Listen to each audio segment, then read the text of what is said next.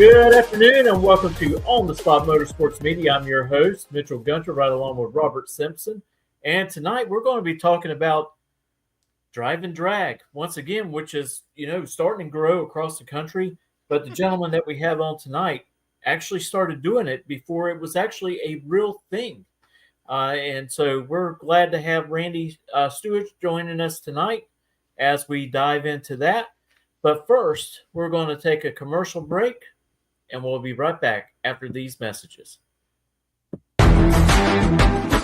Reliability to drive thousands of miles.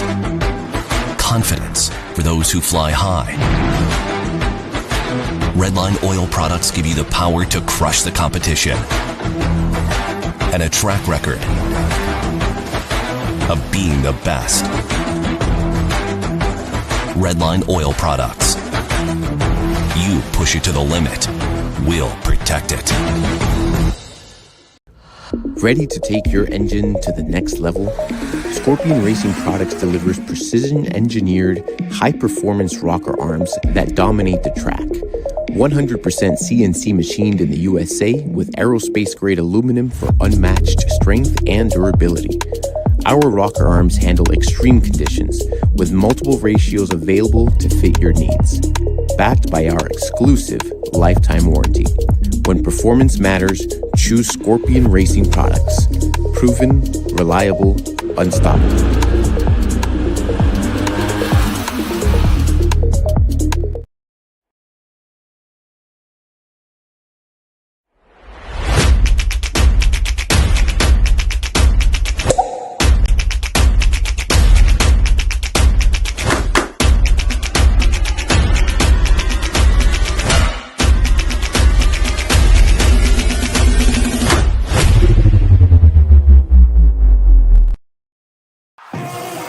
With more than 30 years of engine and drivetrain experience, Big Stuff is your one-stop total power management solution.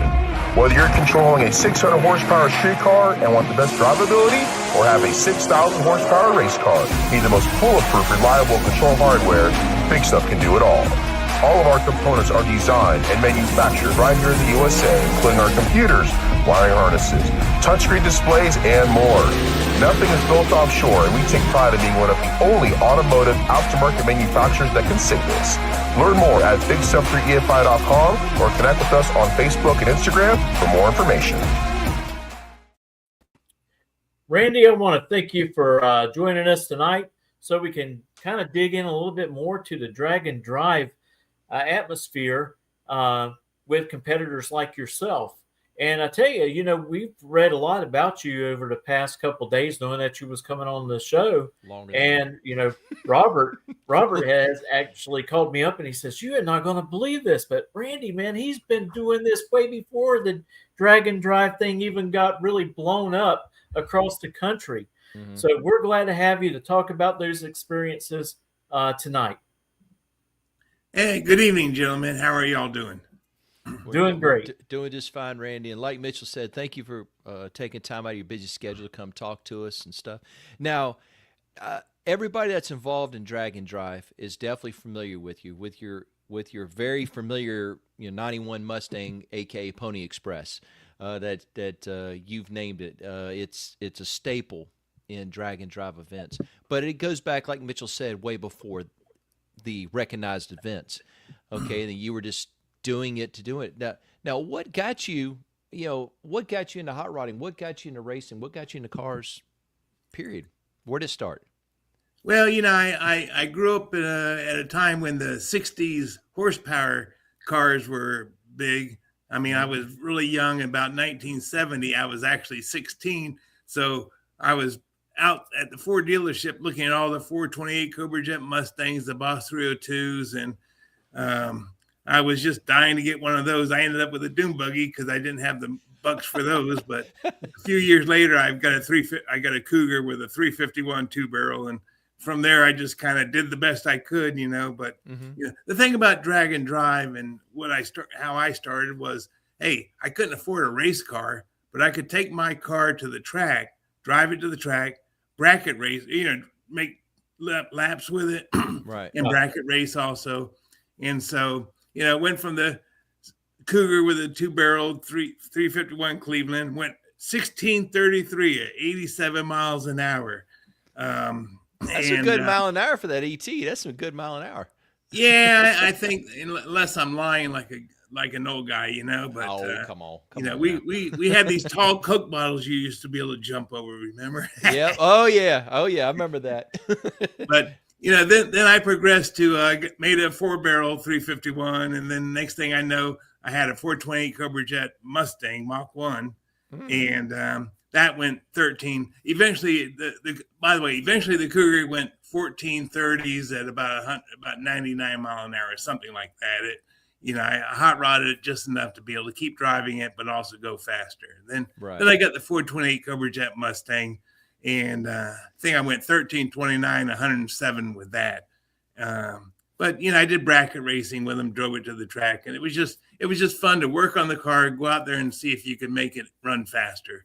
And not I was in college at the time. I couldn't afford any kind of trailer or any kind of race car. I was just happy to be able to, have something to take to the drag strip. Then one day my parents come up and say, well, we want you to get rid of the Mustang because I guess the insurance was high. You don't question that because the parents are paying for it. But anyway, they forced me to get rid of the Mustang.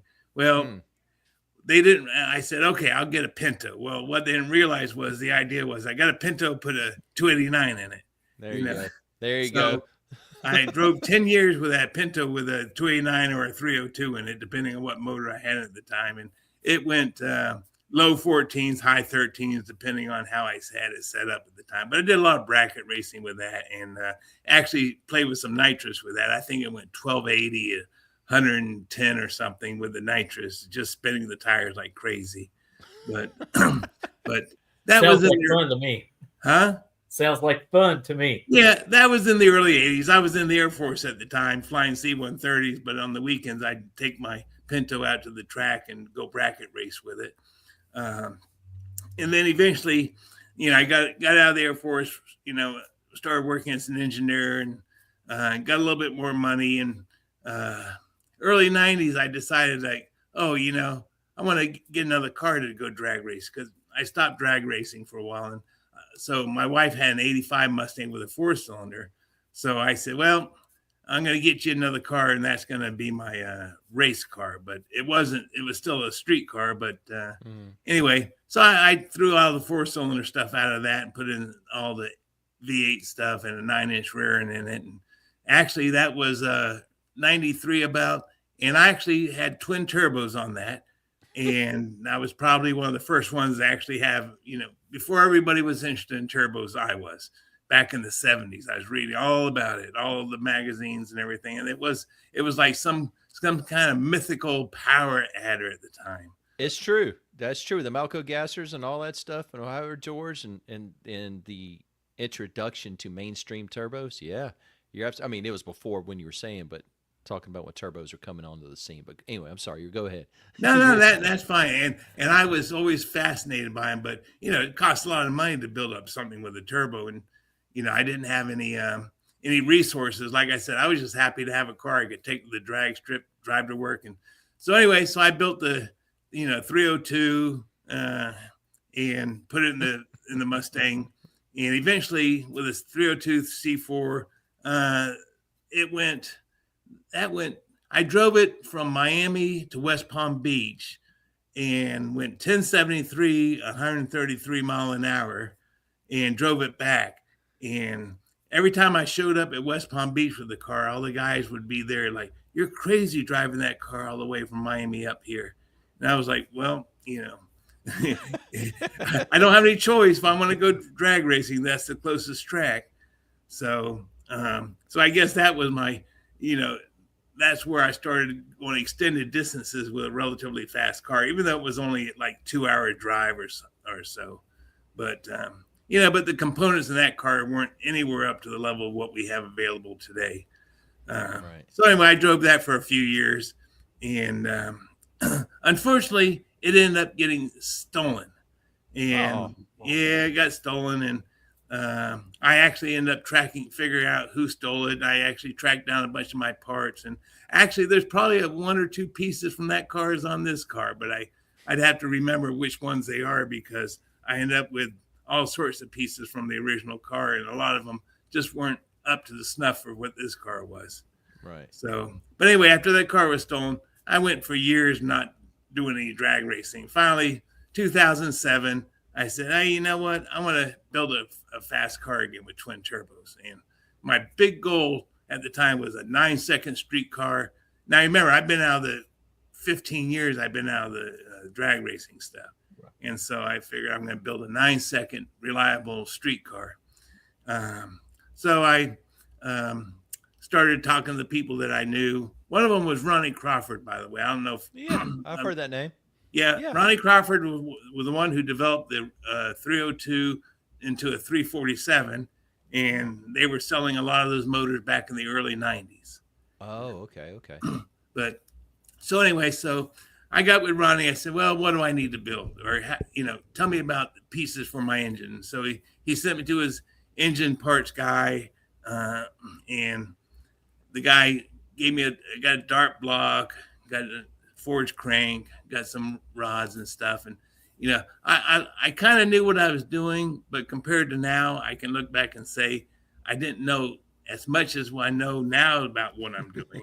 Right. But eventually that combination put it together. I actually was planning to put turbos on it, but I started with it naturally aspirated for about 6 months because I had a Haltech ECU in it. I wanted to figure out how to tune on it. And the car is tunable in, how should I say, manageable without the turbos on it. So you can get the feel for tuning it, getting it down the track and such. Right. Makes sense. So after about 6 months of that together, and I bought a AOD. I got that from FP Performance. Fred FP Performance probably builds the best AODs in the world. And he built the Power Glide for my car. He built the Power Glide that's in the car now. Right. So anyway, so I started with a dart block 340 or 340 stroke 4125 bore. So it was a 363 with some TFS high port heads. Made my own exhaust, put the turbos on. I wanted it quiet, so I made full exhaust all the way back to the mufflers and everything.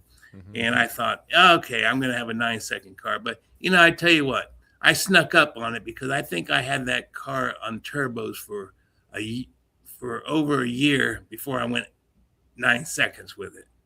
And, but, I was learning the car. And eventually, let me see, that was 2008. So by 2010, 2009, I actually went to my first NMRA race. Mm-hmm. And back then, the winner of the NMRA race was a low 9-second average.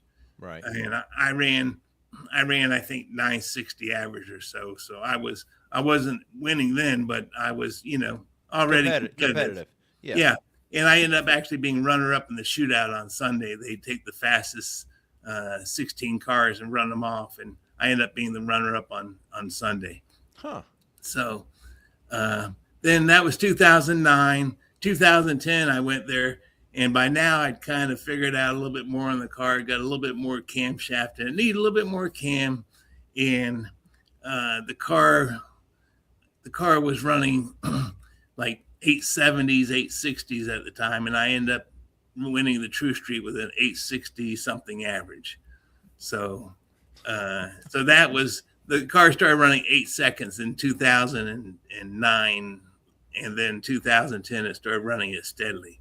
So since then I've just been kind of like just going out making passes with it as much as I can, tinkering with it, refining it. 2012 I actually went to my first drag week, and that was in Tulsa, Oklahoma. And unfortunately, because at the time I had coilovers on the back of the car, and they had a rule that if you had coilovers, they moved you to Super Street.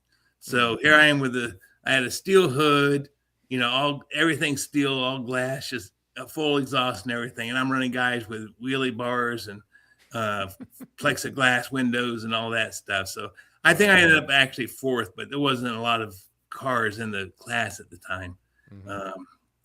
So anyway, but actually my average that year was faster than the average for the guy that was running the small block power adder. So if I'd been a small block power adder, I probably would have won that year for the first time.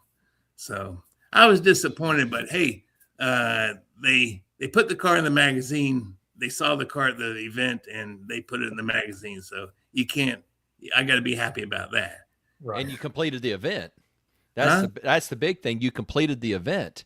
Oh yeah, I ran the piss out of the car. I think I made 20 something passes because I was just I'm having fun, And it sounds like Richard Guido, his buddy. I think his name's Ray. That has the Oldsmobile from up in Canada, and when he comes down here, he runs it, especially on the last day. And one of the events, one of the sick weeks, I think it was like 2 years ago, on the last day, he ran it like 22 or 26 passes. Just kept coming back, and each one had a nitrous. It was on nitrous. Each one was on the bottle, and he still had to drive it home, and he did. But just because, like you said, he was having fun, he was enjoying his car. So yeah, that right there is an amazing transformation. So I take it that and like you said, the reason this whole thing started is just because you wanted to do it. There was no other reasoning behind it. Well, when I was 4 years old, I had an erector set, so I think that ruined me for life. The idea that I'm putting things together, making them functional, just kind of was. Solving the mysteries of life one piece at a time, Right.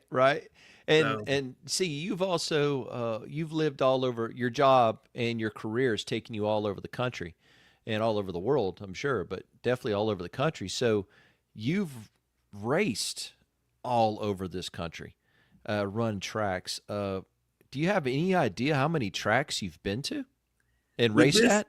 With this car, I think the total is right at 70. Wow. That is amazing. Because you're not talking about visiting, you're talking about actually physically racing at it. Yeah. That's amazing. It is. Now, when you initially built Pony Express, okay, and like you said, your initial goal was 9-second streetcar. Okay. When you were initially building it, what was some of the things that you focused on to inherently to make the car reliable or as reliable as you thought you could at the time? I mean, I'm assuming extra large coolant system and all this kind of stuff, but what is things that you addressed at that time or you knew you had to take care of? Well, it started with, like I said, the FP Performance had the AOD, which was capable of 1,000 horsepower. And I didn't know I was going to eventually be over the top of that, but so I bought stuff that was supposed to be able to go faster than I was going, with the idea that it was going to hang in there. And the 9-inch rear end I have in the car, it's good for 1,500 plus horsepower. Probably it's got a spool. I had to go with a spool because all the other differentials I tried, they started giving you problems now and then, and there's just not enough space in a 9-inch rear end center section to put a good solid positive traction. I broke a Detroit locker. I had a what do they call it? The track lock or something like that. Yeah, track lock and thing, and I eventually ended up with a spool. You can't break a spool. Not at my level anyway. I get what you're saying. I mean, we've all seen some stuff, and I have seen some spools break. Well, and it's smart to put stuff in there that can handle more horsepower than you actually is running to save you a lot of issues. Yeah. Well, and you know what? I'm smart enough to find out who the guys that know are, and I ask them questions, and I say, I'll engage them in a conversation. Here's what I'm going to do. What do you think I should do for this? What should I do for that? And sometimes I don't always follow their advice, but a lot of times their conversation will lead me to the correct answer. So makes sense. That totally makes sense. Now, your car is very unique, like you said. It's all steel, all glass. It looks appearance-wise stock, excluding weld wheels that are on it. It has a very, very stock appearance, very wolf in sheep clothing, shall we say? There you go. Now, one thing is very easily noticeable is you have a flat hood. You don't have a cow induction hood. Your front bumper's not chopped up or nothing like that. What are some of the things you've done to help keep it cool on the road? Well, I've got the Contour fans in it, which is a common upgrade. Electric fans, they're dual fans from the Ford Contour. A lot of Mustang guys have it, but besides that, because one of the problems I have is there's no place in the engine compartment for the air to leave. Right. So I actually ended up putting a pusher in front of the radiator also. So I've got a 14-inch pusher. I think it's 14-inch in front of the radiator that all the fans together, keeps me at a temperature that I want to be at. Sitting there idling, sometimes it gets a little bit rough sometimes, but I mean, it won't overheat, but it just gets hotter and I like it to. But it's kind of like the nature of the beast. So yeah. And you're right. A lot of people that had Fords, that's the way they done. I had a Mercury Cougar that I drag raced, and I done the same thing. I had a puller and a pusher to try to help dissipate the heat of the radiator. And so, because like you said, there's really not a whole lot of place for air to go. Even in that Mercury Cougar, it looks like a big car, but there was really nowhere to get rid of the heat. And so I've done the same thing to that car when I had one. Yeah. So, you along the way, you just refine the car. You have problems that are nitnoid things, or they bother you, or they're problematic. So you just kind of engineer your way around as best possible sometimes, That's true. That's true. Make do with what you got. Now, where I really recognized what you were doing is around 2017, 2018, something like that. It was all over social media, all over different prints of you just taking a big, massive road trip. Now, I know when you lived out west, I think New Mexico, and you drove your car to Florida to run at one of the Ford events, that really got people's attention. You drove your car, what was it, 2,000 miles, 3,000 miles one way? Something like that? Yeah, I think it was right about 2,000 miles from New Mexico to Bradenton. And I competed in the NMRA and the NMCA events. Actually won both of them, believe it or not. and then drove the car back to New Mexico.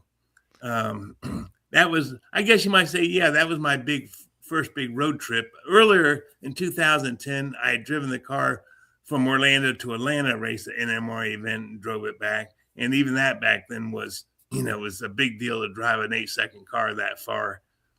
Oh, absolutely. And then fast forward to, like I said, 2017, 2018, something like that, where it was all over publication. You did did a large road trip. And the pictures I saw, and even to this day, I don't believe you tow a trailer or nothing. You just carry whatever you can carry in the car and you take off. Is that pretty much how I you had traveled? the car loaded. I had the car loaded so much that to get it, everything was just kind of jammed in there. The plan was to, believe it or not, it took a long time to plan that, because the idea was that I'm going to go from Orlando to the West Coast, come back through the Midwest, up to the Northeast, and then back down the East Coast and end up back in Orlando. And so you sit down at the computer, you look at all the tracks that are out there, and you look at when they have test and tune sessions, or when they have some time you can get in there to make a pass. The idea was, right, we go to these tracks, but I'm also going to make 2 passes if possible. And then you try to do it so that you keep moving and you don't stop. You're heading west. You just keep looking for the next track west. There's one time, though, in Oklahoma, I ended up having to double back from Oklahoma City back to Tulsa, then, continue back west again. But so it took me a long time, and then I would have to figure out that, okay, how far is that track? How long is it going to take me to drive there? how many, and I try to get as many tracks as possible. So unfortunately, the tracks aren't open on Mondays, Tuesdays, and after that, sometimes you find a Wednesday, a Thursday, or a Friday, but most of the big days were Friday, Saturday, and Sunday. Right. So I usually would I was struggling to find out where can I be, because to be honest with you, I didn't want to be sitting there for 3 days. I'd have a day of travel to get to the next track and then 2 days waiting for it to open up. So I tried to avoid that as much as possible. Now, I got a question for you. To be able to do all that traveling and stuff, can you talk to us a little bit about the suspension that you have, especially the front end? Do you have a tubular K member, and what kind of type of shocks that you're using on the front? Yeah, it's a tubular K member. It's got strange double adjustables in the front with coilovers, and you can basically, if you're going to be on the road for a while, you can loosen those all the way loose, so it's not. And plus, I have 125-pound springs, which makes it soft, and the strut settings themselves are what's going to make the ride firm, hard or soft. Right. And so I'd loosen up the struts between tracks, and then when I get to the track, I'd put my setting in for the track. So yeah, it wasn't too bad a ride. Of course, you're sitting in Kirky seats, and I've gotten so used to the Kirky seats that there were quite a few nights I actually slept in the Kirky seats. You were that tired. Well, I'll be honest with you. After having that car stolen in the 90s, one of the things I was concerned about on that road trip was going to a motel, waking up the next morning, the car's gone. Right. Yeah. Right, so right. if I couldn't find a place where somebody would put me up or a safe place to keep the car, then I just find a place to park. And the secret with Kirky seats in my car is you find a place that's uphill, even if you have to drive part of the way up on a curb, or the little concrete stops in the parking space. If you can get up there so it angles back a little bit, then you're in a semi-reclined position. So that's so simple. I love it, and that totally makes sense. I knew where you were going with it as soon as you started saying that. Yeah. So now, what was some of the other challenges? What was some of the other challenges that you had on the road? I mean, because what all could you carry with you besides a little bit of luggage, some tools, change of tires? I mean, what could you carry with you parts wise? Well, I don't plan to change the tires. I have the tools to change the tires, but I don't have a jack stand, and I don't have any spare tires. So, you carry a tire repair thing and a air compressor. So if at worst cases, if you puncture a tire, you can hopefully put a plug in it, air it up, and at least get somewhere where you get if the tire is not serviceable for drag racing, you can get somewhere to get another tire. Right. And my toolbox is like smaller than a briefcase. It's just got some quarter drive, 3/8 drive stuff in it, some hand wrenches, and that's basically it. Because I tell everybody, I go to the track with that on drag and drives, and I said, hey, if I can't fix it with what's in there, I said, then I screwed up before I left, and I need to be going home and fixing it there. Right. So basically, you look at all the things that can possibly go wrong. That's probably easy change out. Maybe the water pump, carry tools, change out the water pump, alternator, those type of things. Replace your belt if your belt breaks. The most common used parts that you'll have to replace at some point in time could break on you during these drag and drives. So that's basically how you put your toolkit together. Yeah, well, and actually, I have a couple. My spare parts are things like. Let me see. I have a regulator for the alternator in case the regulator on the alternator. I can take the regulator apart, the alternator off, put a new regulator and brushes on it. I have an extra fan belt. I have don't have an extra water pump, but I could go to any auto parts store and buy a water pump and put it on. I have spare upper and lower hoses for it, which the silicone hoses in that thing have been on there for 14 years and haven't looked like new still. The technology we have today with some of the parts is really good. Right. But and mostly I have sensors like the crankshaft sensor, I have a spare one of those. The drive shaft sensor, I have a spare one of those. Anything that could bring me, I use the term, bring me to my knees, that small, I have a spare one of. That makes sense. Okay, so when you did your cross country trek by yourself, you were by yourself, correct? Oh yeah. Well, Okay. I was by myself. I got to California, and in California, my wife had flown out to San Francisco to visit a friend. She took the train down to Los Angeles, and I went and picked her up at Los Angeles, and we went to a track that night. Then we went to another track the next day, and then after 2 days, we eventually drove to Denver. We went to Las Vegas, and then we went to Denver. And in Denver, I took her to the airport, and she flew back home. So she was with me. We drove through the Rockies. So she went sightseeing. Oh, You know. okay. That was a beautiful drive. But she probably had enough of the Kirkies. It's like that's enough of that. Well, one thing I found out about my wife is because, she'll go with me on dragon drives, but even on that trip, I can drive into the night much deeper than she can. She gets tired. She gets she gets Gotcha. unhappy, and I'm like, okay, I'm still going, and she's like, I want to get some food. I want to go to the room. And I'm like, well, I got to still drive, But Yes, So sir. that sounds like me with my wife. You you start looking for exits and start looking for how's this, how's that. Okay, so your wife did go with you on a couple on the Western Swing, heading back to the East Coast. But like I said, now, what were you doing at the time in your career that you're able to take that time off? Were you retired at that time? Or No, what happened was I was working. I started working overseas jobs.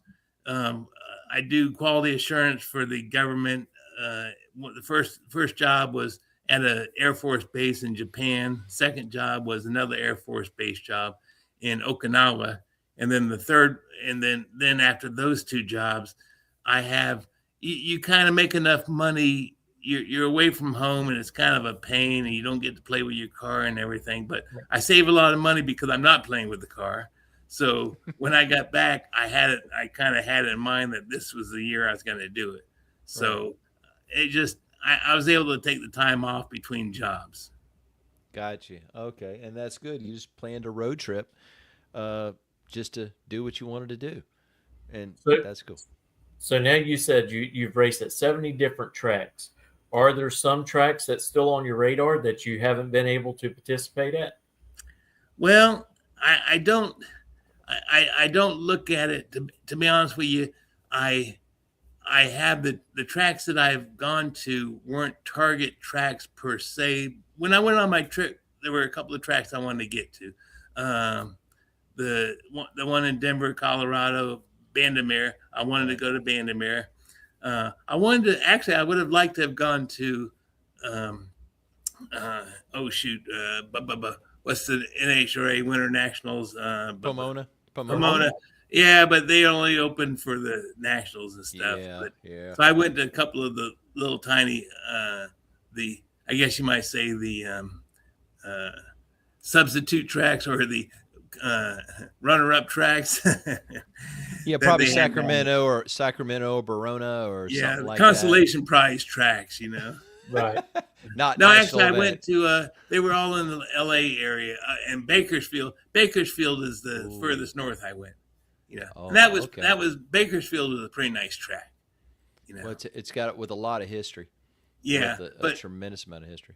Yeah, but mostly I look at events that I'm going to, and the Dragon Drive. Like last year, I went to Montana, and the tracks up there were all 8th mile tracks, but there were like, I guess 4 new tracks I can put on my little list of tracks. Mm-hmm. And of course that was right after Rocky Mountain Race Week, so I did 2 back-to-back Dragon Drives. Mm-hmm. So actually, let me see.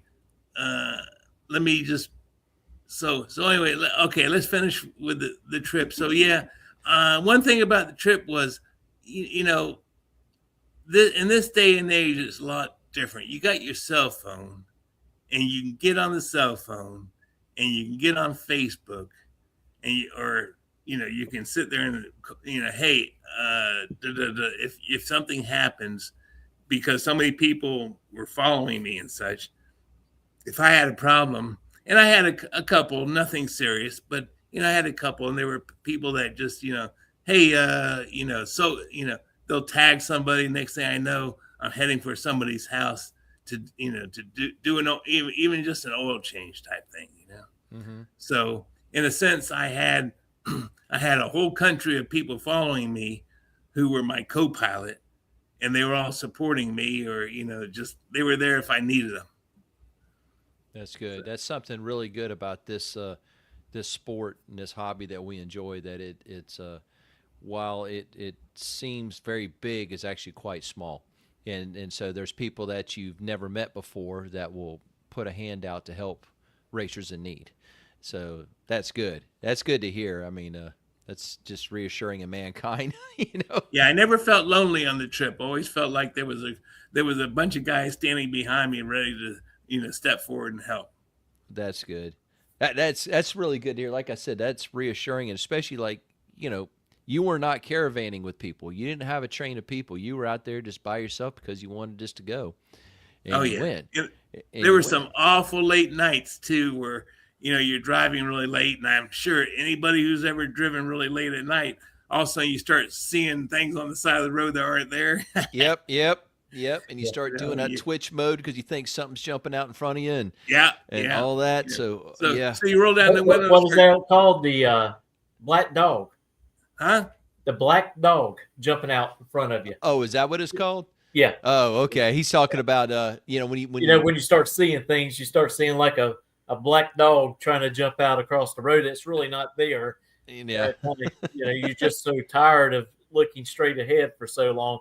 It happened to me when I was coming back from California. I was driving and I about wrecked, and I was like, enough is enough. I found a next ramp, and I seen a bunch of tractor trailers parked there. I was in a mobile motorhome carrying a car on a trailer, and I was probably about 62 feet long. I just pulled right in behind them because it was time to shut it down and go to sleep for a couple of hours. Yeah. And my plan was always that if I didn't have to be specifically anywhere, but I was just trying to make some time because I knew I was trying to get somewhere, I would drive as late as I felt, when I started feeling that feeling. And you can't eat. You can't eat until you're done driving on these, these Right. type of adventures. So what I would do is I'd do a search for a Walmart, because if there was a Walmart somewhere off an exit, then there'd be a place to eat, and I could park in the Walmart parking lot or in one of the places near Walmart. Walmart's usually the center of the commercial areas. True. Okay. So what is on your schedule this year as far as dragon drives that you're going to participate in? Well, I tell you what, let me roll it back to 24 and 24, actually 23. 23, I actually started doing the drag and drive series. It's like, okay, the drag week changed the rules, so my car became eligible to run the 850 class. So I went out there and did really well. I went to end up being runner up to Steve Trance. He actually set the record on that week, 8:5:04, which Rick Steinke tied this last 25 last year's Rick at Drag Week tied that record. But so I met Steve Trance there, who turned out to be one of my really good buddy and everything. He came walking up on like the first day, and as soon as I started talking to him, I said, I gotta stay in touch with this guy. But anyway, so we raced all week. He was in the lead, and eventually he ended up winning. That was my first drag and drive ever in the 850 class, where I was really trying to be competitive. So I was running around. That's not too bad. Then the next year I went to Sick Week. I won that, set a record. I went to where did I go? Midwest Drags, I think it was, and yeah. won that. And then I went to, trying to remember. Is that Rocky Mountain? Was it Rocky Mountain? No, Race week after not in 24. Oh, I know. It was Drag Week. So in 2024, I went to Drag Week, and that was and I won Drag Week. So I, entered 3 events and won all 3 of them and set record at the Sick Week. So then 25 last year was probably my best year. I don't know if I'll ever do that well. I went to Sick Week, won, set another record.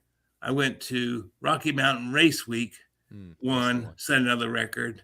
And I went to the Big Sky Race Week up in Montana, and I won, set another record. So I had 3 races, 3 wins, 3 records, and I maximized my points for the year with the Drag and Drive Repeat guy who does the points totals all the points for all the racers. Right. And I actually tied the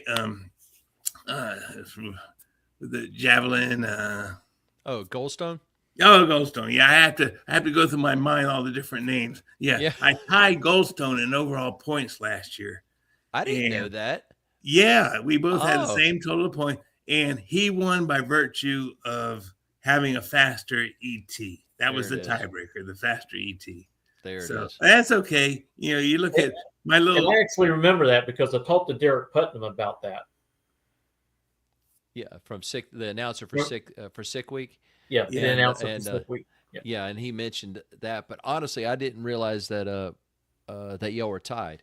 I didn't realize it was like that. So.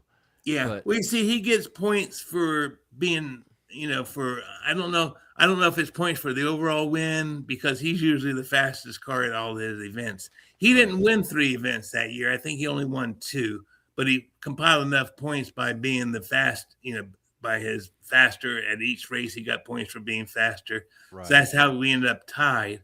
But that's okay. If you've seen his operation, you've seen my operation. It's like. Of course, I tell you what, he works a lot harder than I'm willing to work. I'm the laziest drag and drive guy out there. I tell you, Brian works hard. He works really hard, especially with his new car that he's got out there. You're right. I give you credit on that. I mean, he works very, very hard. But I don't think you're lazy at all. I just think you're very efficient. Yeah, you can't be lazy and be that efficient. Right. Yeah, I do my prep work. But you get me out at one of these events and, just the idea of changing a tire is like, oh, my God, I got to change the tire. Now, you see, you got to stop, ladies and gentlemen, you got to stop and think about this. Randy runs in a class, and I think it's Sick Week. It was called Street Race 275. But I can't remember what they call it on Hot Rod Drag Week or the other classes. But basically, in a nutshell, the class is limited by the roll bar in the car. Okay, and Randy has a roll bar and it doesn't have a funny car cage in it. So therefore his setup limits him to an 850 safety spec by the class. So that's where the challenge comes in for everybody around there in that class is you want to be dead on 850 with a 0 average for the week. That's what everybody's going for. But think about this. You have cars and everybody's competing down to less than 100th of a second for the overall win. 850s, driving 600 to 800 miles or more per event, and a lot of times getting more, doing more than one run per event. And you're talking about, I don't want to change tires. It's absolutely mind-boggling. You have a car that very stock appearing. You don't change the tires. The exhaust runs all the way out the back. Very unassuming when you look at it, and to run that quick is absolutely amazing. Now, did you only run 3 drag and drive events last year, or did you run a 4th one? Well, the 4th one was Drag Week. That's where I broke the rod. That engine, those rods had 473 runs on them, and after I broke the rod, of course, I got a little bit more nosy about what rods. My supplier said, "Oh, these are the good rods that you need," and I think that when you look at a manufacturer's recommendation for a maximum horsepower, we we were touching their maximum horsepower, but we were on the other side touching on the back side. Right, So, right. Looking back at it, not looking forward. Yeah. I gotcha. And there's a lot of factors. In other words, are you going to break the rod bolts because you're turning 10,000 RPM, or are you going to push so hard with that turbocharged piston that it's going to try to make that rod bend, from the force? And eventually the bending force is what broke that rod. Gotcha. So I only turned 7,000 RPM. You see, and that's something else. Yours being a 360-inch engine. Now, also, when we were talking before, how much does your car weigh? It's not as feather light as people might think. 3,600 pounds. Okay. 36. Okay. Think about that, ladies and gentlemen. 3,600 pounds, 360-inch engine, turbocharged. He doesn't turn it but 7,000 tops and run mid-eights. Okay, on the index. I'm sure you have the capability of going quicker. But yeah, it's been 783, 175. once again, that's just mind-boggling right there. Now tell me, you have the small block in it. Now, you said the AOD's out of it, and I think you said a Power Glide is in it now? Yeah. The AOD was a good, tough transmission, but the weight of the car and the amount of torque for this thing trying to leave the starting line, it just would it made short life of the planetaries in that transmission, and nobody makes an aftermarket set that can take any more abuse. So you end up buying a OEM set of planetaries, which, those that last maybe 100, maybe if you're lucky, 125, 150 runs. But the problem is that it gets to a certain point, you don't know how much life is left in those. So you'll leave the line, shift that thing, make a good pass, come back to get your ticket, and then all of a sudden you realize you can't go into low, you can't go into second. All you have is drive. You can't go in reverse either. So I've driven the car home with it and drive, not be able to back up. So it's wherever the car ended up, it better not have to back up, because there was no reverse in it. So everything was a drive-through. Everything. There's no dead end streets involved here. That's for sure. Yeah. When the planetaries failed that thing, it would basically lock up any of the gear ratios. So reverse, first, everything that required the planetaries was done. Oh, geez, I didn't know that. Now, do you have a gear vendor on your Power Glide? Yes. Okay, and then what kind of rear end do you run it as far as ratio wise? I've got a 350 rear end, and if you notice one of the first things I did in my car when I was running the True Street was I recognized the fact that you had to make 3 back-to-back passes and the best average. So I realized that, the track's going to go away because they don't prep the track between there'd be 120 cars at Bradenton sometimes. And the 120 cars, some of them street cars with hard tires. So all these cars make passes. You come back, make another pass, and then you come back, make another pass. By the time the second and third rounds, that starting line was all eaten up. So one of the things that I did was trim the fender wells and set the car up so I could run the 30-inch tall 295, 65, 15 Hoosiers. So that was my secret. Put on it. That was my secret weapon for many years. There were faster cars in True Street, but come the second or third pass, they would spin the tires, and I would hook and be able to keep my average going. Make sure you had that footprint on the track. Yeah. Tall tires are really, really important, especially because of the sidewall. It helps control the sidewall helps control the traction. Right. Now, what are some of the things that you've worked on over the years to help refine your car, to help it not only make it more consistent, but more reliable on the road? What is it, places that you've addressed, honed in? Well, one of the things that I've got that I actually, when I first built the car, I went back to what I did in the early 90s. I don't think anybody had ever done it before, but I said, okay, I'm going to have the OEM fuel system in there with the fuel injectors. It was fuel injection back in the early 90s too. Right. And I had an early Haltech model, but that early Haltech could actually run 16 injectors. So I said, I'm going to run a fuel cell with another pump, another set of lines, and use those injectors when I'm under boost and put race gas in the fuel cell. So basically, this car is, I mimicked my own thing from the 90s. This car has a 6-gallon fuel cell, and I can run E85, C16. I've even run methanol in it, but it's got its own complete different system, and it doesn't have to run until I'm right when I'm making a pass, and burnout's about the only time that system turns on. So basically, I've got a proven OEM pump system, or OEM fuel injection system, including the pump and the tank and everything. It's quiet, doesn't overheat, doesn't pump too much fuel. And then when it's time to get down the track and, make some steam, the big system kicks in and runs for 15 seconds. And then that's it. I don't have to worry about it. And that's the other thing with drag and drive is I can go from track to track to track running 87 octane, but all I have to do is just keep some E85 handy for the fuel cell, and it uses half a gallon a pass.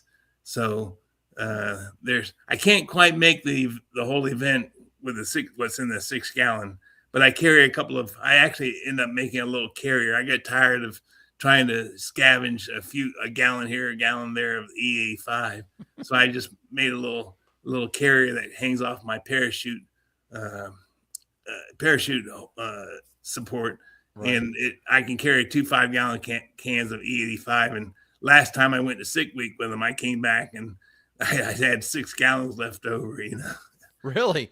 Yeah, I started with the fuel cell was full at 6, and then I kept filling it up. And by the time I got home, I still had over 5 gallons of fuel in those 2 tanks. So I used probably 5 gallons. I use probably 5 or 7 gallons at a whole event sometimes. So you have a setup in your system right now, in your Haltech system, where you leave the stock tank, fuel in the stock tank, don't drain it, okay, and then you just make sure you fill up your race cell with E85 or whatever other fuel you're going to put in it, and the system automatically changes over.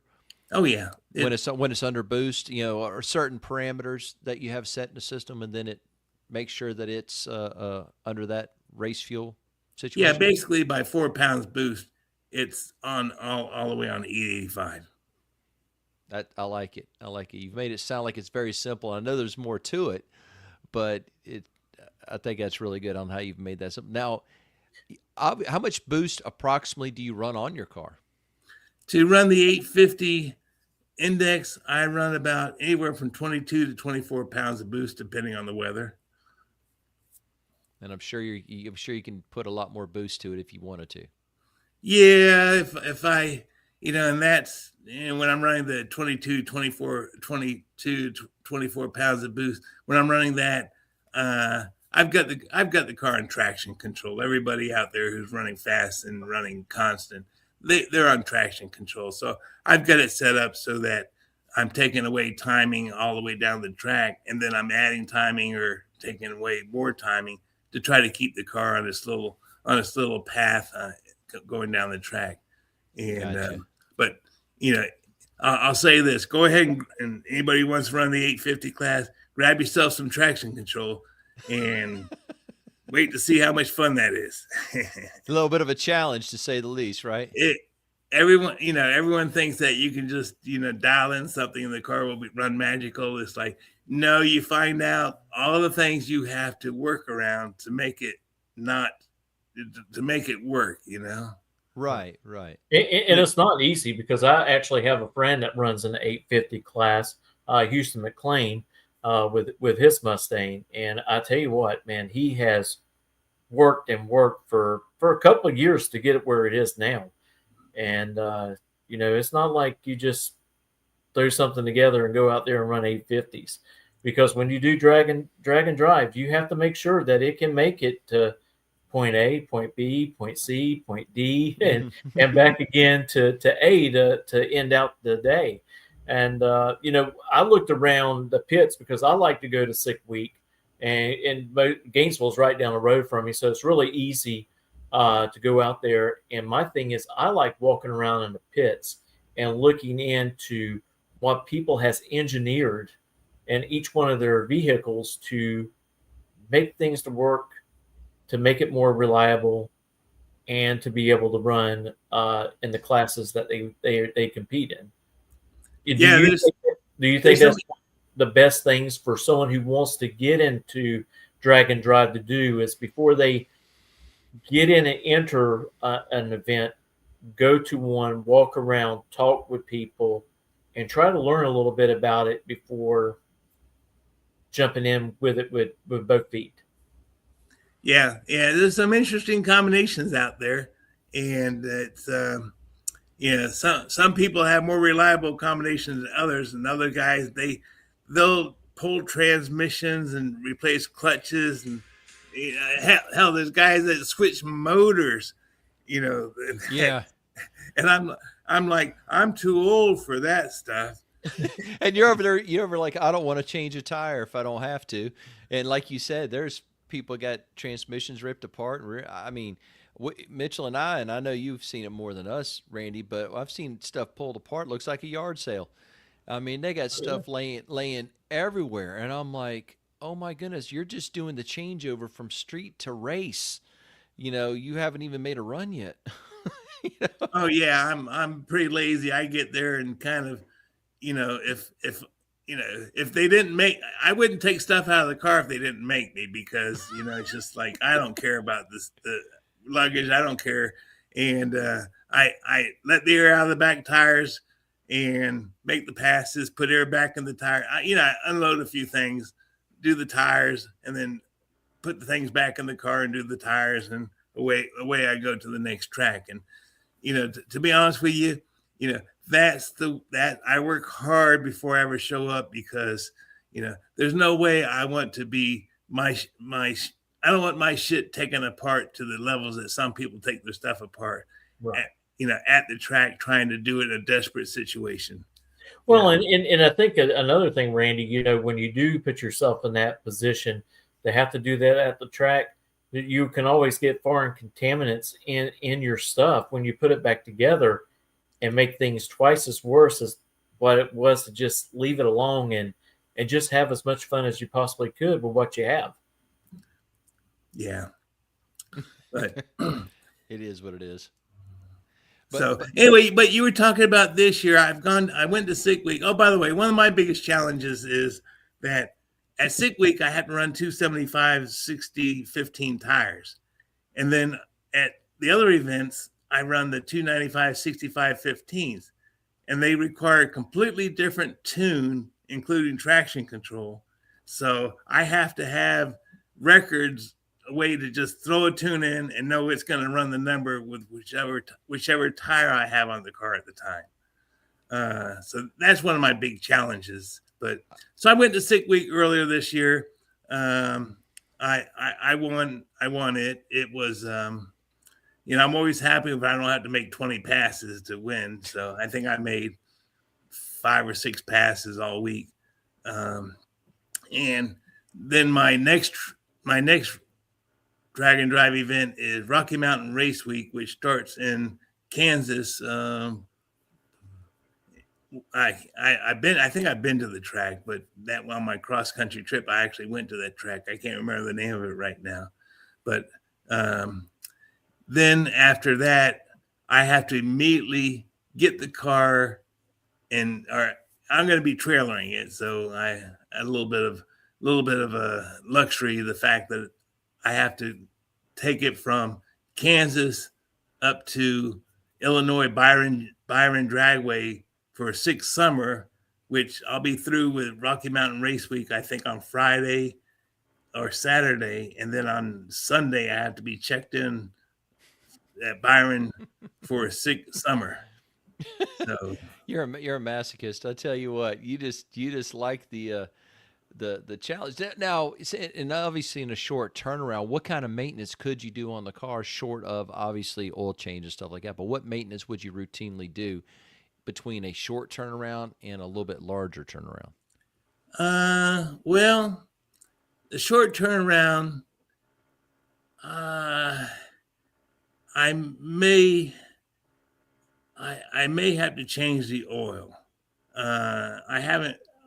Now you mentioned, I just thought to myself, oh, geez, I need to change the oil. I have gone further than that without changing the oil, but Rocky Mountain Race Week, they have long drives, and I may end up, if I end up making 10 passes and long drives, I may want to change the oil. But I also, like I said, I have got to change the tires for summer. I got to go back from the 295s at Rocky Mountain Race Week to the 275. So I'll have to bring my 275 tires with me and have those ready. Right. And so I have a buddy who lives in Illinois. I already looked at it. He's not far off the path to Byron. I may just roll into his place, and he's a drag racer too, and he can probably help me, set me up to change the oil and changing the tire is not that big a deal, but changing the oil is a messy deal, Right. Yeah, true. So, okay. So I take it that once you driving into an event, short of the luggage, what kind of turnaround does it take for you to get ready to make a run? And then once you're done with the run, to turn around and get back on the road? Now, it's short of throwing the actual luggage. I'm talking about everything else. Geez, I tell you what, if I pull into the track, for some reason I pulled in late and I had 5 minutes to get to the staging lanes, I'd be in the staging lanes and would probably run the number. Wow. Yeah. I like it. Keep it simple, right? Yeah, well, I'll be honest. I've got the tune set up on the car so close that when I go up to I'm in the staging lanes, I have two sets of dials. One dial will change the boost curve by like a half a pound. I can, increase it or decrease it, move it up or down with by selecting the rotary dial, setting 6, 7, 8, whatever. And then I have also for the torque, they call it torque management, the drive shaft, the traction control, the drive shaft curve. Mm-hmm. I have the same thing on those. I know I know when I click it, the car will go faster by so much, or if I click it the other way, it'll go slower by so much. So sometimes I'm trying to, I'm making a decision. Do I add power, which actually nudges the same drive shaft curve? This is one of the things you find out when you get really, really consistent. If you add power without changing the drive shaft curve, the car will go faster by increments of thousandths. If you take power out, it'll slow it down by increments of thousandths.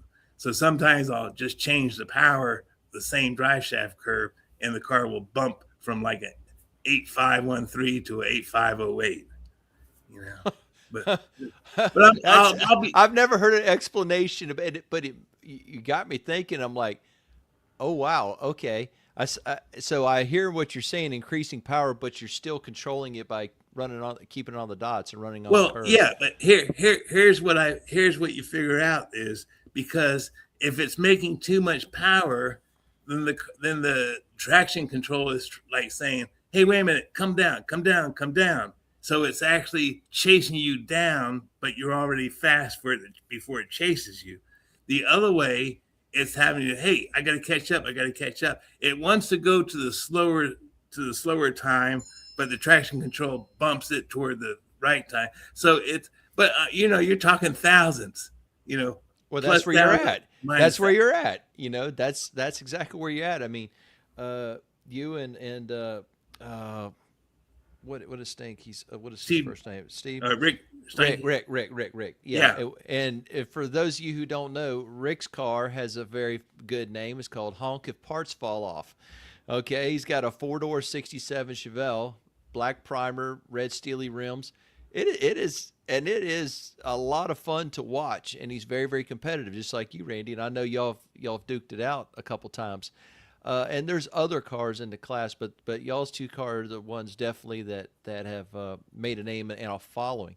But also something we wanted to say here on OTS, on the Spot Motorsports, we wanted to give you respect, Randy, because like you said, you and all the other competitors and all the other classes on these drag and drive events who has put in a lot of work and effort and been quite successful from the hard work, doesn't necessarily get the recognition that some of the others do.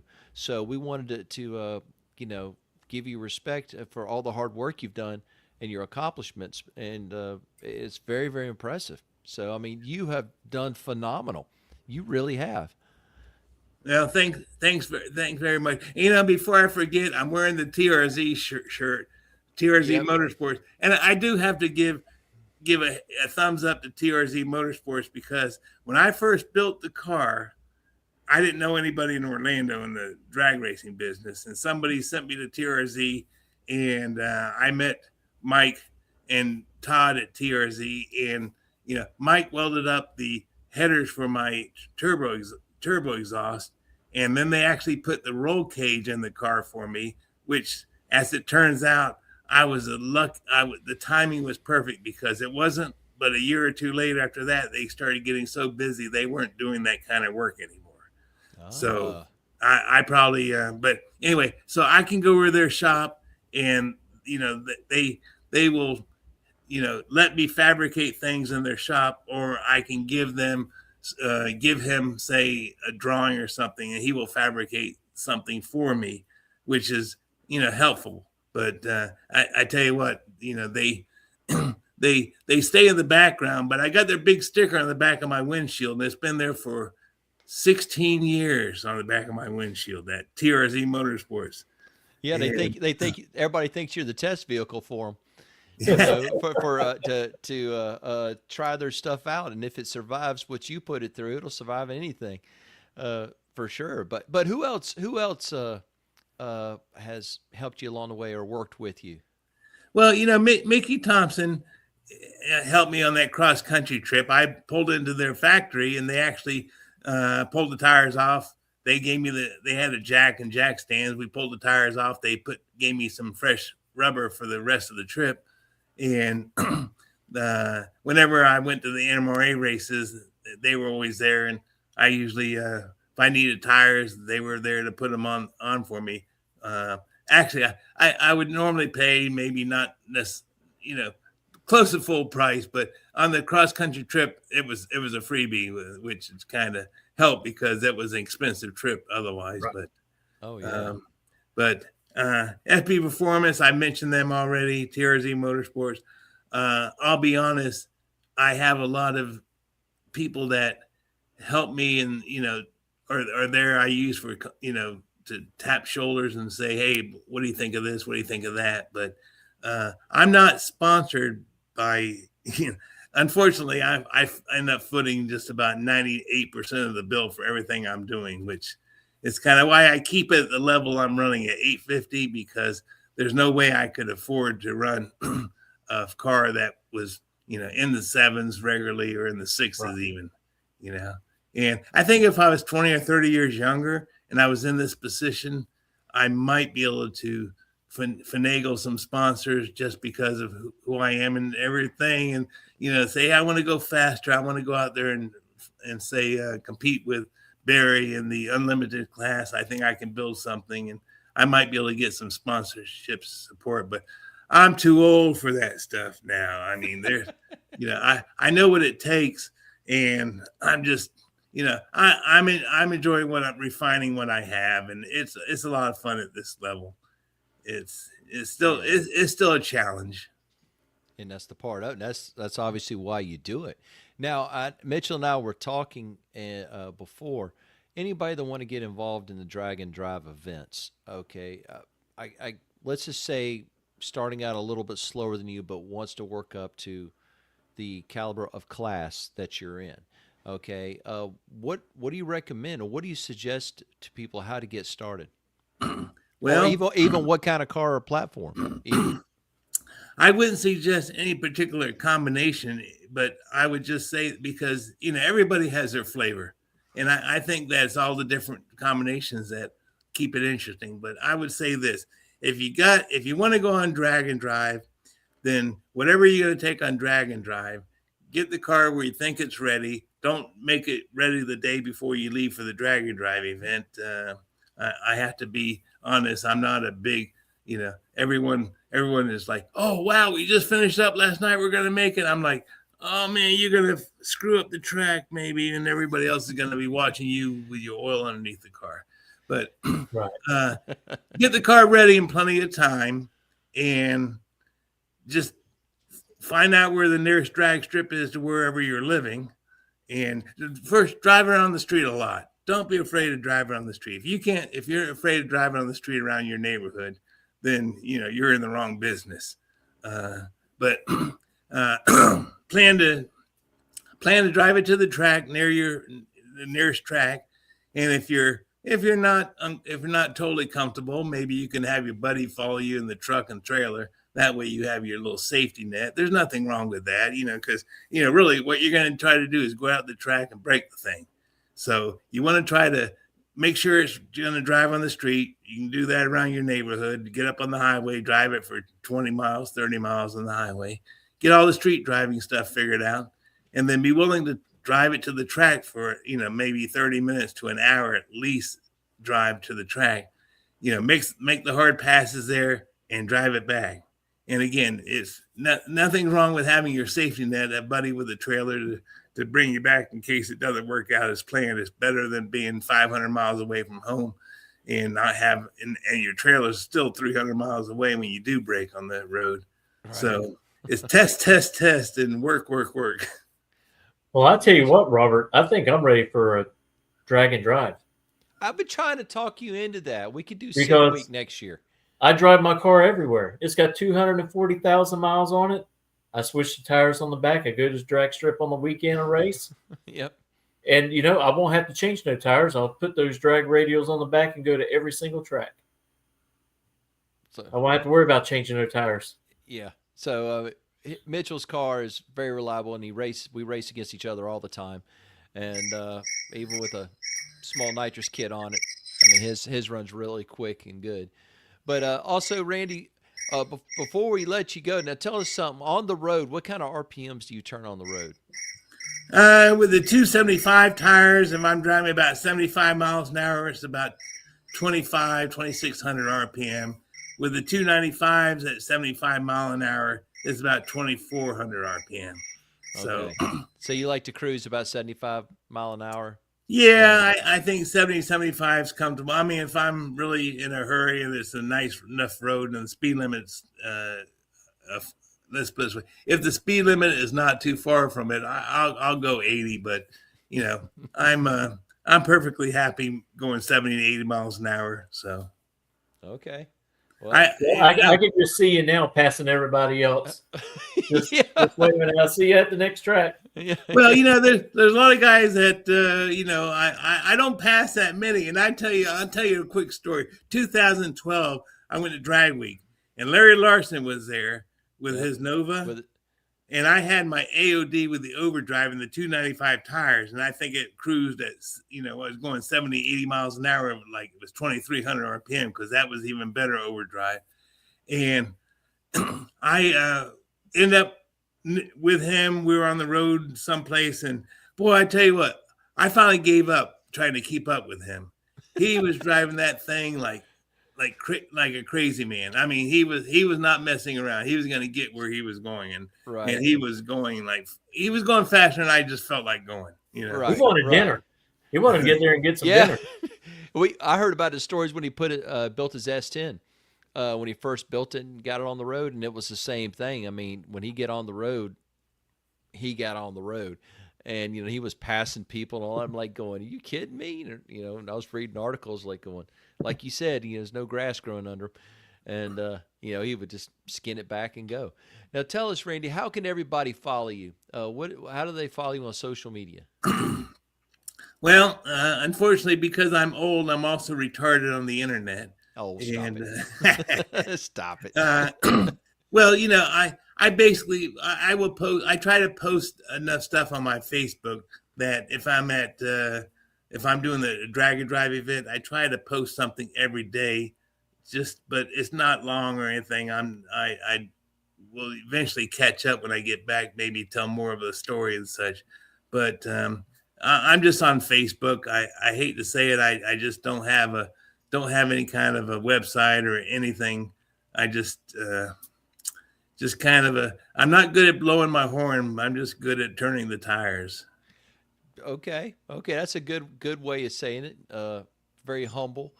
But like I'm telling everybody, you need to go and follow Randy Seward's. You can go to his Facebook page, and it has a ton of pictures, a ton of information, a ton of history. And I tell you, what's really fascinating is looking through the pictures of a lot of the tracks that you've gone to, and I showed them to Mitchell and stuff like that. I mean, everything from Byron to when you crossed over the New Mexico state line to going up northeast, and everything in between Tulsa and, of course, Ducks Race at South Georgia and Immokalee and Orlando, and everything in between Bristol and Charlotte. And I know there was others, but those are the ones on the tip of the brain. That you can follow along and see some of your adventures, and it's really cool. Oh, by the way, if somebody wants to look at some of my past stuff, if you just Google Randy Seward Mustang, most of it shows up. Yeah, there's actually a lot of videos out there. Yeah, there's a lot of videos of you, and I remember also Hot Rod Magazine did a ride along with you. The woman's name for Hot Ellen. Rod, I think, was it Ellen or Alana Ellen. or Ellen? Okay, yeah, she did a little ride along with you. I can't remember the setting. You were just kicked back and just talking and relaxing. I got I was having fun. Yeah, I got a kick out of that. I'm like going, you just don't realize who you're riding with, I mean, what he's doing. So, but I tell you what, Randy, we look forward to seeing you at the next event. And next time we go to one of the events you're at, definitely going to come up and shake your hand and talk to. Of course, that's if you're there long enough, because you just come blowing in, make your pass, and get out. So got to make sure to catch you quick. But I tell you, Randy, thank you so much for coming on tonight and talking to us and sharing some of your experiences and recommendations. And I tell you, ladies and gentlemen, it is very, very impressive what Randy has done. And you need to follow it. And I tell you, you've given a lot of information, a lot of insight to anybody that wants to do this, and it's given me encouragement on mine. Doesn't go nowhere quick as yours, but gives me encouragement on mine to get out and drive it more.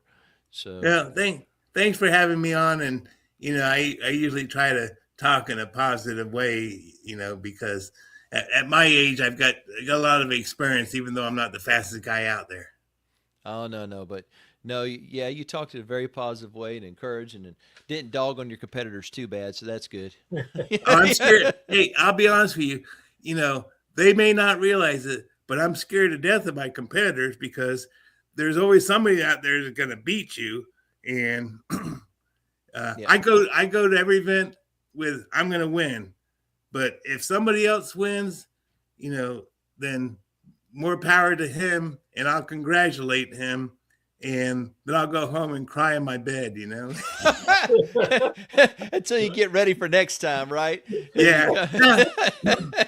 That's a good positive way of looking at it. No, I mean, to be honest with you, I just, if I don't do as well as I'm supposed to, if I do as well as I'm going to do and somebody beats me, I'm impressed because my stuff is usually I make good passes and I'm usually on top of things, right? So right. If somebody else can do that well, then he's earned it, Right. And I just go home and figure out how to beat him the next time, that son of a bitch. Yeah, there you go. And they're doing the same thing. They're over going, okay, yeah, he slid one in there. How am I going to get him next time? And then you go out and work on it. You're really surprised how many people's actually watching you when you're racing.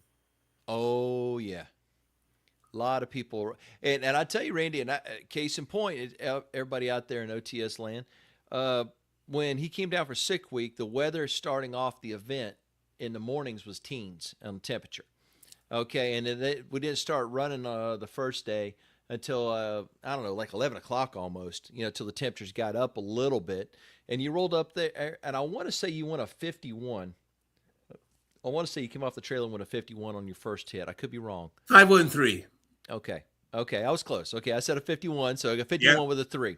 Okay, by the end, some of the other event or the other days with the weather and the late start and all the stuff like that, you would get one hit at the track, and the weather was completely different. Okay, and you rolled out there and went 50 with some change, I think, on the other. I can't remember which track it was. If it was Oh, racing. 20. I tell you what, 2024, they had that bad weather up in South Georgia Motorsports. Right, And right. that was the day I went out there and ran an 8508 off, boom, right out there. And I Right. said, okay, that's one and done. I left. And when I got to the next track, that's when I found out that everybody got one chance, and that was your one chance, and that was it.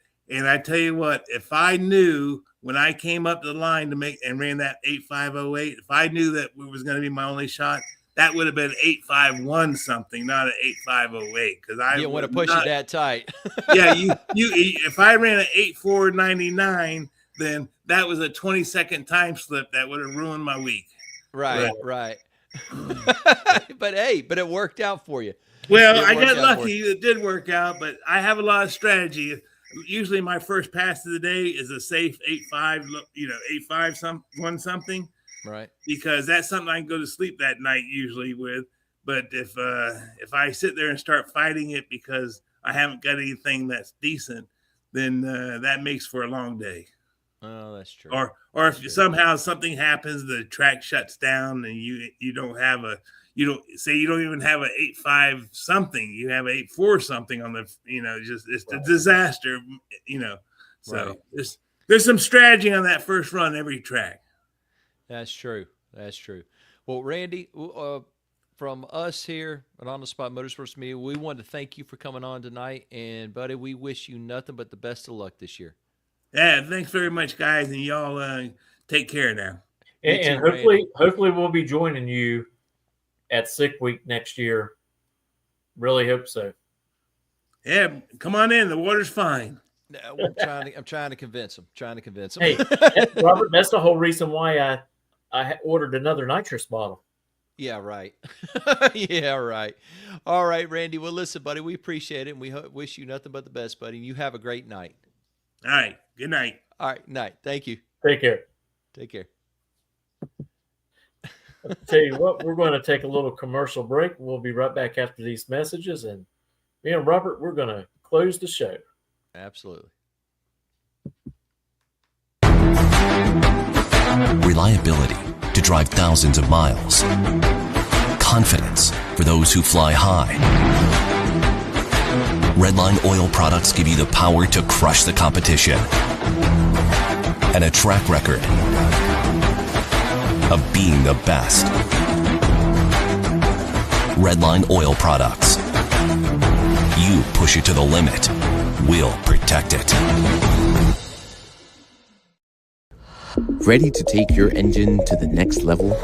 Scorpion Racing Products delivers precision-engineered, high-performance rocker arms that dominate the track. 100% CNC machined in the USA with aerospace-grade aluminum for unmatched strength and durability. Our rocker arms handle extreme conditions with multiple ratios available to fit your needs. Backed by our exclusive lifetime warranty. When performance matters, choose Scorpion Racing Products. Proven, reliable, unstoppable.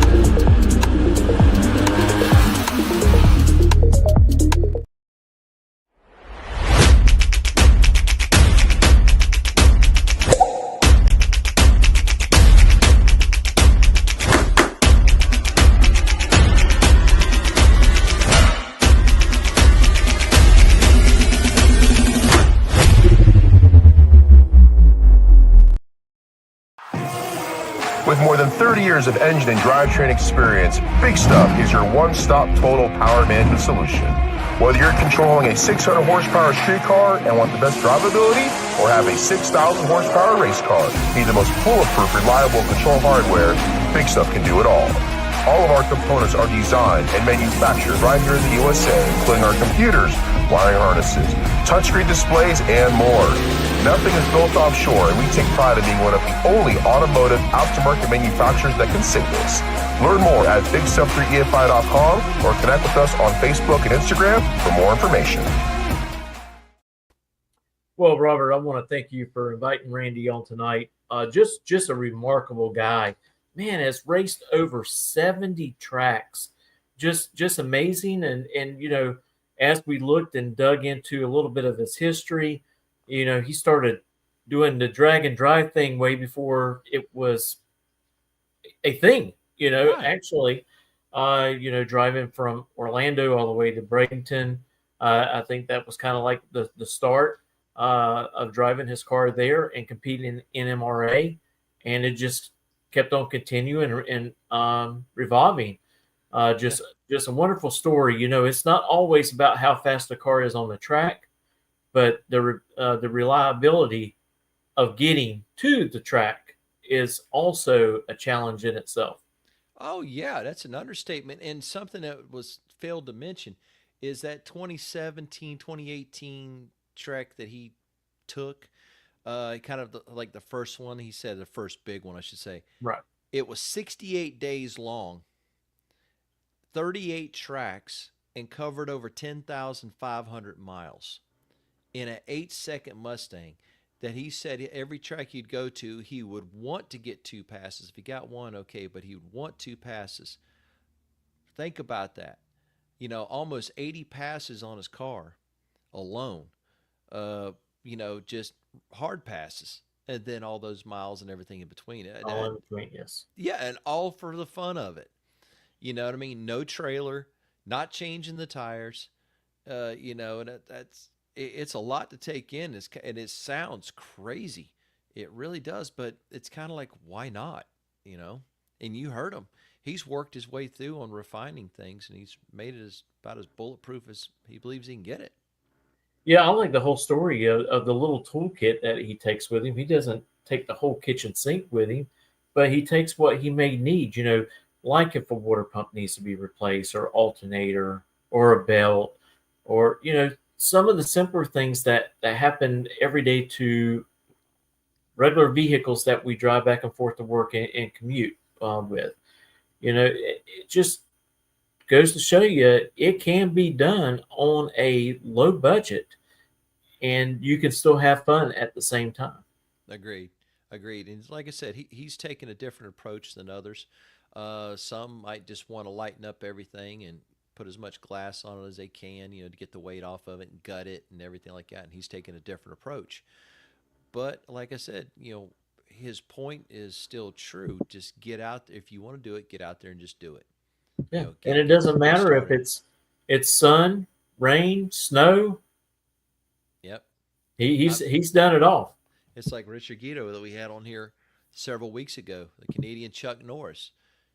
He too is another long hauler drag and drive person that does not have a trailer and drives from deep in Canada to every event and races in his 8-second Pontiac. And he drove through some snow. Yes, yes. Going through Billings, Montana, and other places, absolutely. So that's the exciting thing about what he does, and that's the challenge, and he's accepted, and he's refined it, and you heard him. I mean, he's got it down to where he can make some small increment changes and be under 100th of a second difference, one way or the other. That's refining, and that's definitely the engineer coming out of him, and you can tell it. But I tell you, also everybody wanted to tell you thank you for following us on the Spot Motorsports Media. The Facebook page is gradually growing. Also our YouTube page is gradually growing. We encourage you to go over there and subscribe to it, follow us on there, and tell all your friends. This interview will be uploaded on YouTube and also Spotify and other platforms that we're involved with. But also we want to thank all those people that work with us and follow us, including Scorpion Racing Products, including Redline synthetic racing oil. We use them in everything that we got. But there you go. There's Scorpion. Hey, you started getting ahead of me a little bit. Okay, sorry. There's Redline synthetic oil. We use their product in all our vehicles. And then we also, big stuff, Total Power Management for all your EFI needs. They have some great products that are not only standalone but also work with other EFI companies. Their monitors or screens, along with all their EFI stuff. Great company. And also GRE Signs. You need to reach out to them if you're in the Central Florida area. They handle all your graphics needs business cards. They handle T-shirts, hats, wraps, Wraps. signs. They handle everything at Gainesville Raceway, plus the racers themselves. And then, of course, Larice Motorsports Insurance to cover all your racing needs, whether it's covering your trailer, your race car, the contents of your trailer, whether it's a drag car or a circle track car. You need to call Larice to see what they can do to help you. And Yeah, it's not really even big just time. circle track, but they're also getting into covering road racing. So a lot of That's right. SCCA stuff. So they're really trying to grab that market over there, and by grabbing that market, they're also going to keep people insured. So if something does bad happen, you have them to fall back on and save you a lot of money out of your pocketbook for sure. Yeah, yeah, absolutely. And not only that, everybody that we've mentioned here are racers themselves. They are racers themselves that work on it. Has yes, yes, absolutely right, Derek. Randy is a really good guy. I spoke to him the other day on the phone before this, trying to convince him to come on, and really interesting guy with a lot of history. And I really like how behind the scenes his thinking on how he's refining so many things, uh, and it's very very impressive. Making So it simple. yes, yes, but working all through all them little details, and it's really really interesting. And But since we got Derek on here, Derek, I'm gonna go ahead and let you know I am definitely going to try to put in and get into sick week next year. I think I've drove my car enough that I think it's pretty reliable with since it's got 240,000 miles on there. I think I can do. I think I can do the whole sick week and probably just keep the drag radials on the back the whole entire time. well, if you want a shotgun, somebody do shotgun, I'll do shotgun with you.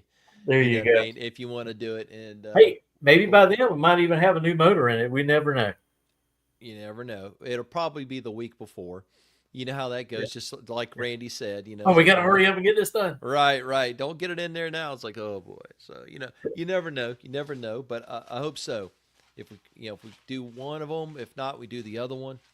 But any way you look at it, it'd be something exciting, and I'm all for it. Yeah, and since Derek's on, I want to thank you for all that he does, not only just for Gainesville Raceway, for Sick the Mag. His articles are great. If you have the opportunity, uh, please go see them. Some remarkable stories that happens over the Drag and Drive events. Uh, just go visit over there if you can, and maybe even subscribe to their magazine. Absolutely, absolutely. Everybody needs to look at Yes, Sick the Derek, Mag. I agree. Dial your own class. Yes. Oh yeah, oh yeah, definitely. That's exactly what we're talking about, Derek. It wasn't going to be a heads up. Uh, well, the challenge would be either the bullseye they call every day, and to see if you want to make two runs, see if you want to go for the dial-in, then see if you want to go for the bullseye, and then if that rare Venn diagram where they both match together, in which case then that's what we'd be going for. So yeah, I like it. I And really, really Derek, do. it's very possible, I could do that. I do have another bottle. I got plenty of jets, and if I do put Stop, that new motor in there, stop with the we start Jets. spraying her with 150 horse and I know have you some get real fun. I know we get free refills at sick week, but stop with the nitrous for right now, okay? Save it for something Well, you're else. just jealous because you want some in your car. Yeah, that's it. That's it. That and two big bags of kitty litter for my setup if I did that. So, but it's all Nah. good. But I tell you, I want to tell everybody thank you very much for everybody's encouragement and everybody's support.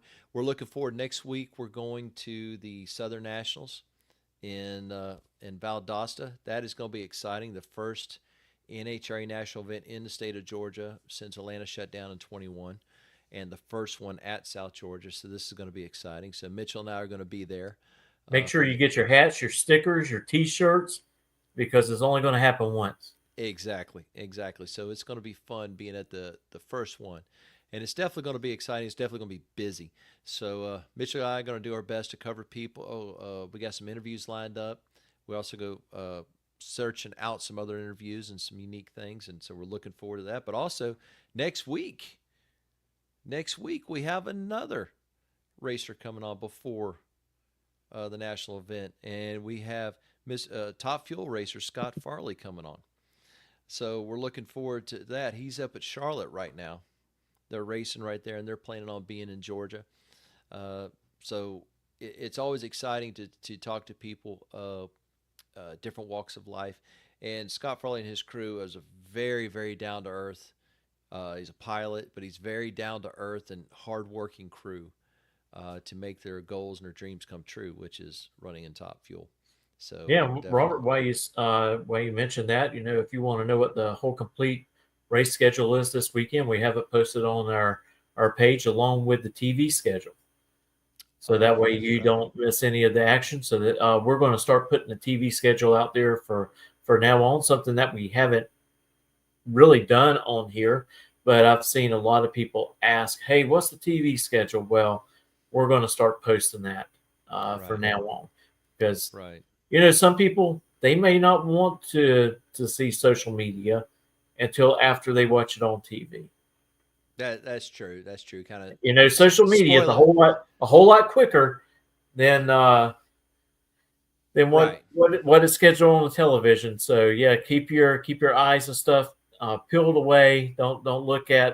Definitely don't look at our page, because we're going to post the qualifying orders of each session, and plus if there's a major upset, we will put that out there. We try not to put too much until we start seeing the professional teams to start posting on their social media page. Right. That's when we start posting on ours. But we try to reframe as much as possible. Right. But yeah, don't forget the 4 Wide Nationals are this weekend. Also tune into our live stream Saturday and Sunday. We're going to be at Gainesville Raceway for the Scorpion Racing Products ET Bracket Series, race number 6 and 7. I hope yours truly can actually get off the red bulb and actually turn on some wind lights down at the other end of the track this weekend. I need it. I think I'm back where I'm supposed to be, but you know what? I'm going out there tomorrow afternoon, and I'm going to partake into the test and tune to just make double sure. Right. And like Robert said, we cannot wait until the Southern Nationals here next weekend. Yeah. It's going to be a blast. I don't know if I'm going to be able to make it this weekend. I got some family things that's come up on my schedule. Well, I know where you can watch it. Oh, yes, absolutely. I'll have it on my phone the whole time while I'm with my family. You'll be able to go to On the Spot Motorsports Media. You'll be able to tune in, like Mitchell said, live to the live streaming the events both Saturday and Facebook, Sunday. YouTube. And I tell you what, if you're sitting around your house, you got a smart TV, like pretty much everybody does now, you can just go on there, click on YouTube, find us, and sit back, eat your popcorn, drink a cold drink, and watch the action on the tube. And enjoy it, absolutely. But I tell you, ladies and gentlemen, we appreciate everything, but stick around, continue to follow us. Mitchell and I are both doing research, putting out articles, and reaching out to unique racers and sponsors and products, and just we're going to continue to try to bring you unique stuff. Yeah, so. You actually got an article coming out real soon. I'll have one posted here in about probably 5 minutes after this podcast is done. Yep.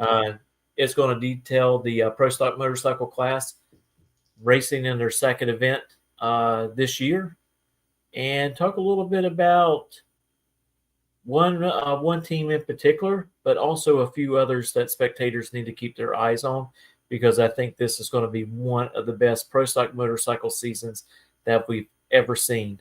I think we're going to have multiple winners. I think it's going to be a tight race all the way down to the championship, and I just can't wait. I agree. It's looking exciting, and a lot of classes, and especially the sportsman classes. Sportsman classes are really, really tight, and that's just what I really enjoy, and really looking forward to it. So to everybody, until next time, keep sticking around. We'll see you Saturday and Sunday. Absolutely. Till this weekend, everybody. Have a good night.